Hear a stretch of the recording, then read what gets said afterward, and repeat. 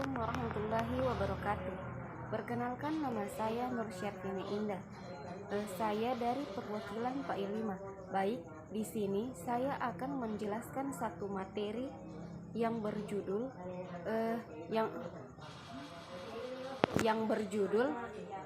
yaitu sekolah sebagai suatu jenis organisasi dan sistem sosial.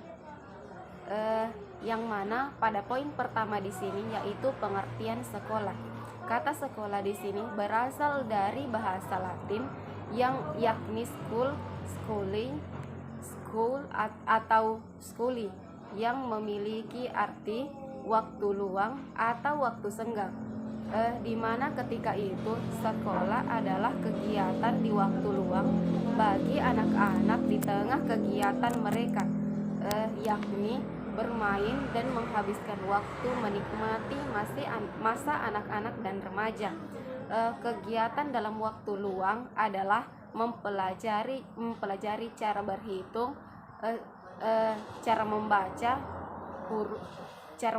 huruf atau budi pekerti, dan estetika atau seni. Sekolah di sini adalah sebuah lembaga yang dirancang untuk pengajaran siswa atau murid di bawah pengawasan pendidik atau guru. Sebagian besar negara memiliki sistem pendidikan formal yang umumnya wajib dalam upaya menciptakan anak didik agar mengalami kemajuan setelah melalui proses pembelajaran. Selanjutnya pada poin kedua yaitu sekolah sebagai suatu jenis organisasi. Sekolah di sini sebagai organisasi adalah perkumpulan sosial yang dibentuk oleh masyarakat, baik yang berbadan hukum maupun yang tidak berbadan hukum, yang berfungsi sebagai sarana partisipasi masyarakat dalam pembangunan bangsa dan negara. Sebagai makhluk yang selalu hidup bersama-sama, manusia membentuk organisasi sosial untuk mencapai tujuan tertentu yang tidak dapat mereka capai sendiri. Terbentuknya lembaga sosial berawal dari individu yang saling membutuhkan. Kemudian timbul aturan-aturan yang dinamakan norma kemasyarakatan.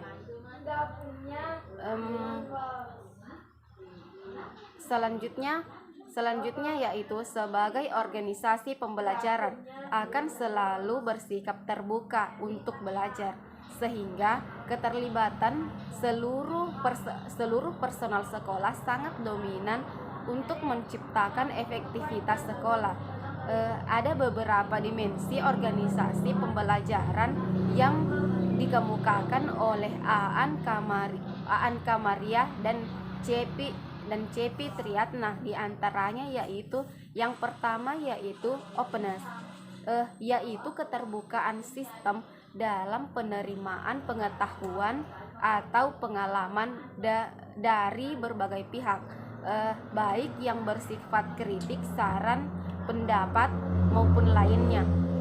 Sikap terbuka akan membuat organisasi semakin mudah untuk berkembang dan jauh dari sifat entropi. Hal ini dikarenakan karena sekolah tanggap dan tangguh menerima berbagai kondisi atau situasi, baik secara internal maupun eksternal. Yang kedua yaitu system thinking, yaitu kemampuan berpikir secara sistematis, mencakup semua kemampuan untuk selalu berpikir dengan pendekatan yang menyeluruh, serta mampu menimbang segala unsur yang berkaitan. Dan yang ketiga yaitu deep learning, adalah kemampuan dan kemauan belajar dan bekerja sama dalam tim. Dimensi ini mengarah pada pembentukan kekuatan dan kapasitas tim, baik dari segi semangat, komitmen, kecerdasan, sehingga akan mempermudah dalam bertukar pikiran, dan hal ini akan lebih efektif dibandingkan kemampuan belajar individu. pada poin ketiga, yaitu sekolah sebagai sistem sosial. Sistem sosial merupakan ciptaan dari manusia. Dalam hal ini, sistem sosial terjadi karena manusia adalah makhluk sosial. Istilah sistem berasal dari bahasa Yunani, sistema, yang mempunyai pengertian yakni suatu keseluruhan yang tersusun dari sekian banyaknya kegiatan dan hubungan yang berlangsung di antara satuan-satuan atau komponen secara teratur. Jadi, dengan kata lain, istilah sistema itu mengandung arti sehimpunan bagian atau komponen yang saling berhubungan secara teratur dan merupakan satu keseluruhan. Sedangkan pengertian sistem sosial menurut Jabal Karim Ibrahim dalam bukunya Sosiologi Pendesainan adalah sejumlah kegiatan atau sejumlah orang yang mempunyai hubungan timbal balik relatif konstan.